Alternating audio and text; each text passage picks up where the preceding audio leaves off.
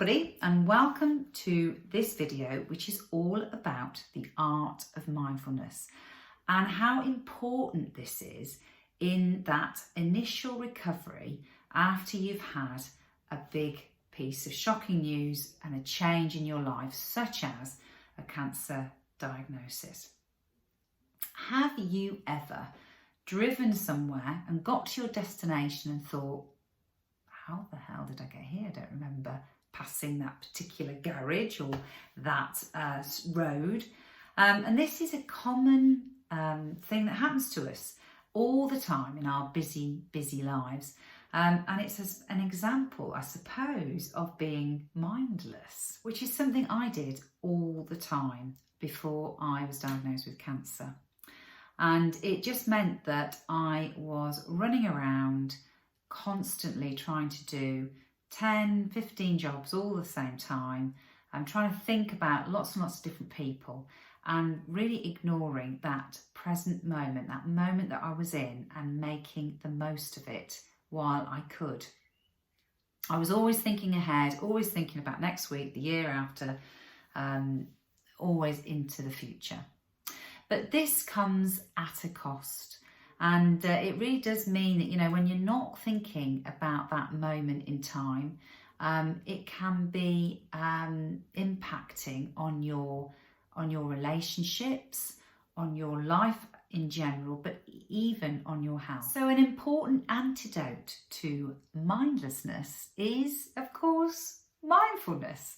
The art of paying attention and really staying present in the moment. This means actually paying attention to not just you personally, but also what's happening around you. When we switch this on, we actually turn on our awareness to what we are intentionally or unintentionally ignoring. So when we stop and we start looking at what is currently happening for us in that moment, things start to come into view. So we start to see, unfortunately, some of the darker parts of our lives, but we also see the brighter elements of it. And we can start to look at these things and start to assess them as to, what and how we are dealing with circumstances and situations. But mindfulness can be very challenging, and, from my own personal perspective of somebody that doesn't sit still, and actually I've realised that my brain is always turned on, I'm always thinking, and to be able to switch the thinking off and not think about anything is really, really difficult. And I think that some of the things that I've learned over the last 12 months has been that I've got to get better at being more resilient, being more compassionate about myself.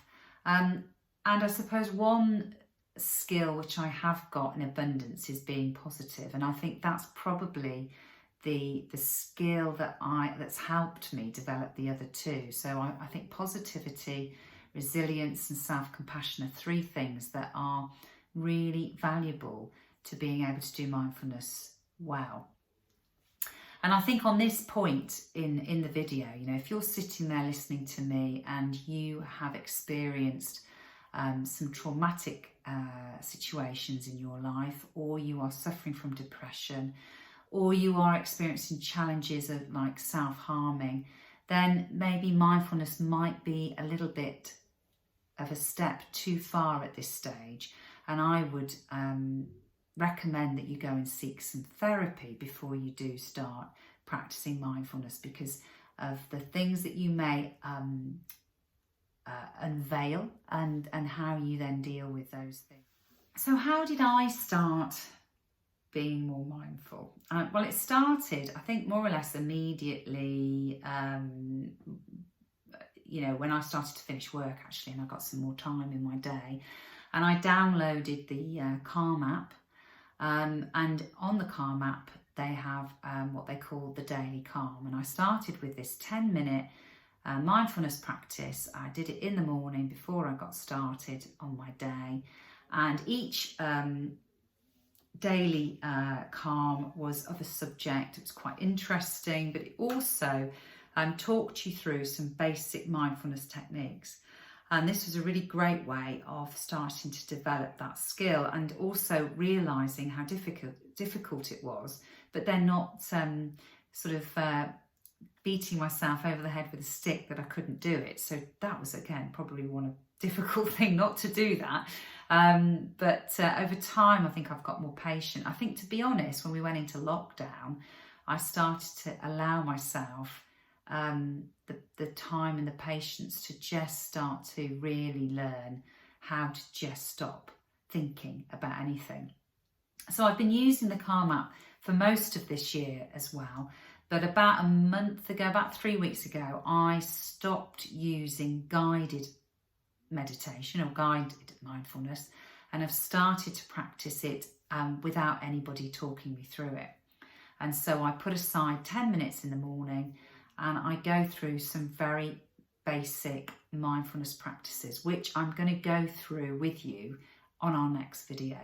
But in the meantime, while you wait for that, you could actually get into the daily calm and have a look at those 10-minute mindfulness sessions.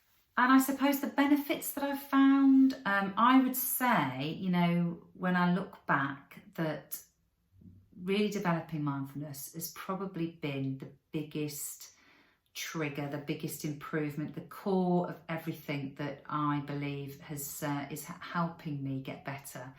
And I think in those initial stages, once you've just, realised that there's a big change in your life, you might be just being, going through a divorce, you may be being made redundant from your job, you may have had a cancer diagnosis, and this period of time is a time of looking after yourself, a bit of self-care, and I think mindfulness is just the perfect partner to that time.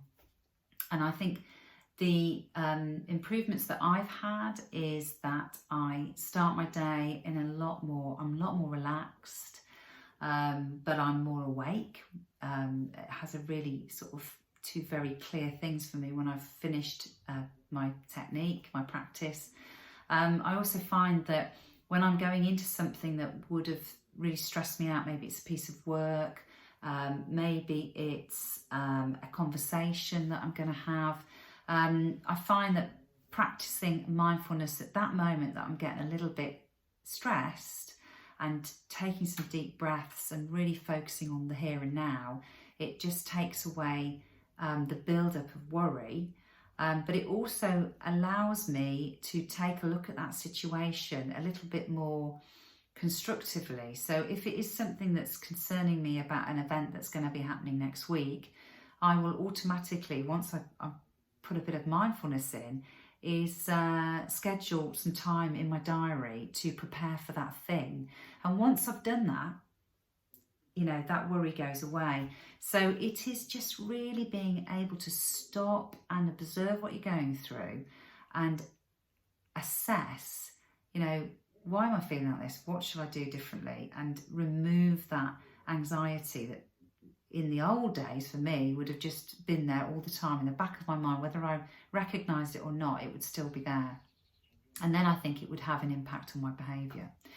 So really interesting to, maybe if you haven't started doing it, have a look at it, read a few articles about it, maybe download the Calm app, and next time we meet, then maybe we can talk through a couple of really basic mindfulness practices that you can do wherever you are, really. Hope you found that useful, and I'll speak to you all soon.